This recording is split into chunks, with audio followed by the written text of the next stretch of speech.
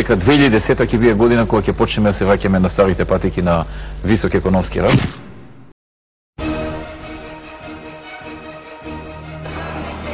Серија поскапувања тресат Македонија. По бензините и парното се зголемија и цените на прехранбените производи. Не можеме на крај да се. Ние сме пензионери со ниски примања од 8600 денари. Издржувам деца, 2 внуки, синот не работи. Не ни пречи, ништо не се покачува, ни плата, ни пензија, ни и така натаму, а се поскапува. Нема смисла, сиротиња без лепшо ќе прават луѓето гревота, пензии нема, плата, децата не работат, гревота. Како ќе се справи? Тешко. Е големо поскапување. Има народ да ше од 15 натаму нема пари леп да купи.